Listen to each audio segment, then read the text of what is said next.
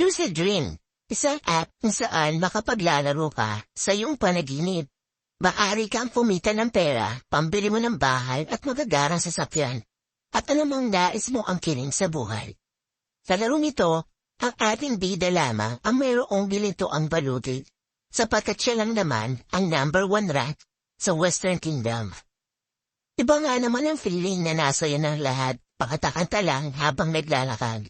Ang ating bida, di ba itabang pagkayabang? Nag-isip na ang lahat ay naiingwit sa kanang kasuotan. Ngunit kabaliktaran ito, dahil ang ating bida ay napakahambog.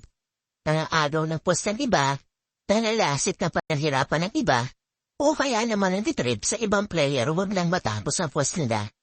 Basura kung ituring na karamihan ng ating bida. Kahit pa sa tutuusin, nasa kanya na ang lahat. Sa di kalayuan, nakasalubong niya ang isang babuhan na si Choco Pork Stew na level 3 lamang. Alam ng babuhan na kaharap niya ang pinakamalakas at tinawag na itong Mr. Strongest at naningi pa nga ng 10 bold points sa ating dinda. Nabigla ang lahat sapagkat ang babuhan ay walang kamalay-malay sa kanyang ugali mayroon ng ating dinda. Ngunit lahat ay nabulat, hindi lang 10, hindi lang 100. Kundi 10,000 gold coins lang naman ang nilabas ng hambog nating bilda. Dating pasasalamat ng baguhan. Sino nga naman ang di sasaya? Sa 10,000 gold coins, magandang panimula para sa isang babuhan. Pero dahil hambog ang ating bilda, pipinanghang pa si Tupay Choco Pork Stew na nag-critical hit pa nga at naging sanhi upang ikamatay ito ng babuhan. Dito na nga sinabi ng ating bilda, dahil isa sa pinakaayon niya ang mga babuhan na nanlilimos ng pera. Siyempre, sa laro ito, di mawawala ang mga non-player character, in short, NPC. Isa rito ang bird, sila lang naman ang mga nanguhulin o nagbibigay penalty sa mga player na pumapas lang ng kapwa nila manlalaro. Pero walang tatalo sa paghambog ng ating linda. Ultimo NPC, nababayaran niya. Hindi nag-online ang ating bida para lang magubos ng oras sapagkat isa sa mga non-player character ang paulit-ulit na pumupontak sa kanya. Kahit na hindi siya online, nagagawa itong iliman siya sa kanyang pagkakautang. Pinisita ng ating bida si Hearthitter, isang private money lender sa laro. Kasama ang kanyang assistant na si Rin na nagtitikla ng kape. Kinamusta ni Hearthitter ang ating bida at kung nagustuhan ba niya ang ganito ang baluti. Nakaagad namang inangas ng ating hambog na bigda. Pinaalala ni Hearthitter na ayaw niya sa mga hambog, lalo na't sa mga hindi marunong magbayad. Inutusan nito si Reed na ilabas ang kontrata at ipinakita ni Hearthitter ang mga putol na dalil ng mga player na hindi nakapagbayad sa kanya. Patunay na ang bawat hiram ay may kapalit. Pero walang paki ang ating bida.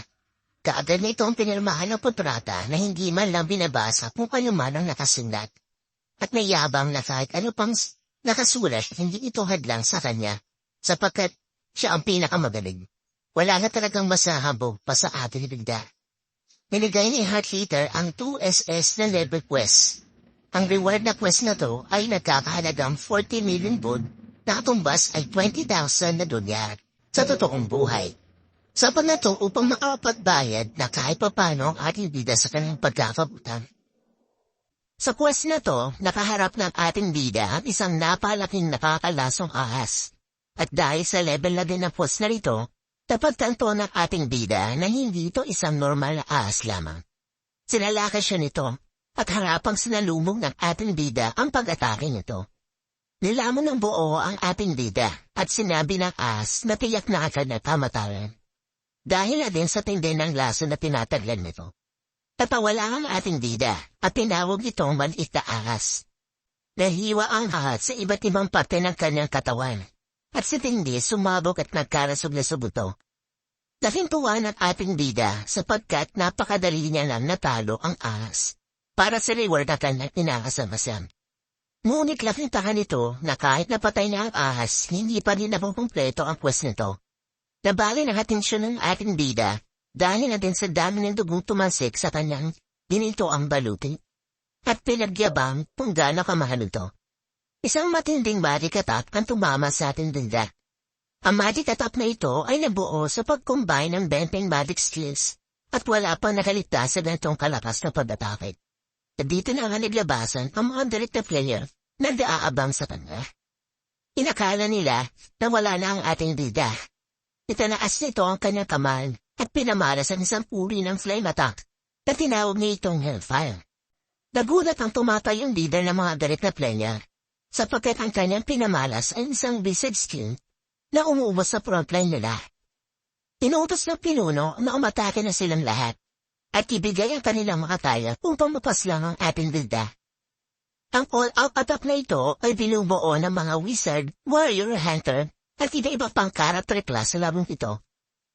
Ngunit wala lang po sa ating bilda at tinawag na silang lahat ng mga babuhan.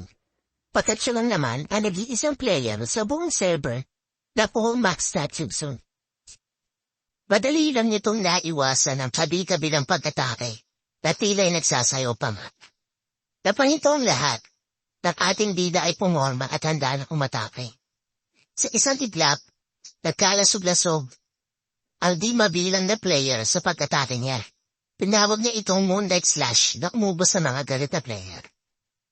Ang akala ng ating bida ay makakapagpahinga na siya, pero bumulaga ang napakalaking zombie dragon. Ito lang naman ang ahas na kanyang madaling napaslang. At ito malamang ang dahilan kung bakit hindi agad natapos ang pwes ng ating bida. Sa di kalayuan, muling nagpakita si Choco Pork Stew at sinalakay ang ating bida. Hindi binigyang pansin ng ating humbog na bida si Choco Pork Stew, pagkat ito ay level 3 lamang. At alam mong pagkatake nito, walang magiging epekto sa kanya. Ngunit sa di inaasahan, laking gulat nito, ang maliit na patalim ni Choco Pork Stew ay nagawa tumago sa kanyang palad. Si Choco Pork Stew ay naging isang babae at sinabi na hindi lagit ang ating bida ang panalo. Nagtaka ang ating bida at di matanggap ang pangyayari. Kitang-kita sa kanyang mukha ang pagkagulat. Hindi niya tumatanggap ang kahihiyan na kanyang nararanasan. Tinanong niya kung sino ito at tinawag niya itong isang siraulo. Hindi ito nagustuhan ng babae at pakulit-ulit siyang sinuntok hanggang sa tablatal ito. Tinanong ng ating bida kung bakit na ginagawa pa sa kanya. Pero dinedmang lang siya nito at sinabing dahil natin sa baluti niya, kahit na nilang simpo ko pagdatake, wala ka namang pinsala ang matatanggap nito. Nagulat ang ating bida dahil sa isang nabubad ang kanyang kasuotan at walang natira. Paulit-ulit ang tinapakan ng tulo ng ating linda. At magiging sinabi nito, nagaganti ito at tudulugin ng babae at muling tinanong kung sino nga ba ito. Sinabi ng babae, malalaman din ang ating bida sa hinaharap. Hiniwa niya ang lahat na pumabay-ari ng ating bida at sinabing alam niya, sa oras na mamatay ang ating bida, ang max stat niya ay babalik sa isa. Daking gulat ng ating bida, sapagkat ito'y isang sikreto na iilan lamang ang may alam. Nilaman ng dragon ang ulo ng ating bida. At sa mga huling sandali nito, buong lakas ng sinigaw sa babae na papaslanin niya ito. Nabitin ka ba? I-like mo lang and subscribe at abangan ang susunod na kabanata.